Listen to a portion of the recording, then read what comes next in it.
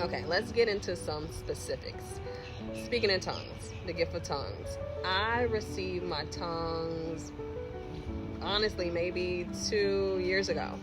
I've always been curious about speaking in tongues. I actually desired the gift when I was in college, but I just never received it. I didn't receive it in church. I actually wasn't at a worship night or any church event. I received tongues in my bedroom watching a conference, and I just gave it a go. I literally had the desire. I wanted it. I was curious about it. I had questions. There was some confusion because until you have it, understanding how to use it and how it works is very confusing. And so I just went for it. And what I did was I mimicked someone who was speaking in tongues. I tried to mimic the sounds. Like I would listen really clearly, and I tried to make the sound, which I know it might sound really crazy, but this is my experience. And so I tried to make the sound, and literally after a few tries, my mouth opened and I was speaking in tongues, and it was really confusing, but it was very automatic. Like my jaw dropped because I was so surprised that it worked. And I would try it again, it wouldn't work because I got into my head, and you really have to be aligned with the spirit to actually speak in the spirit. But then after a while, I'll keep trying, and then it will happen again. Another thing that was interesting is that there was a progression.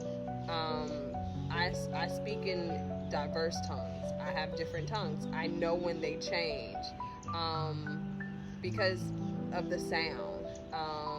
Even when I'm interceding and I'm speaking in tongues, I can hear when my tongues have changed. Not just in tone or intensity, but like this is a different sound. This is a different dialect, I guess. And so that was really interesting. When I first started, it sounded really like, I don't know, like almost like how Japanese or Chinese or Vietnamese talk, and then it progressed to something else. But it was a great experience. It's a cool experience. Speaking in tongues is so important. It's our direct communication line to Jesus. So if you desire the gift, keep pressing. You don't have to tarry for it. I mean, however God, I didn't tarry for it, but there are people who had to tarry. We don't decide that. All we know is that the gifts are for us. If we are spirit filled, the gifts are for us, and we should want it. We should desire it. And if you want it and you desire it, keep trying. I tell you this, when I received my tongues, it was a very time sensitive thing, because it came shortly after a very demonic attack. And so I know in that season, God was like, okay, no, you need this. And I believe that I got it at a appointed time. I desire the gifts of the interpretation of tongues.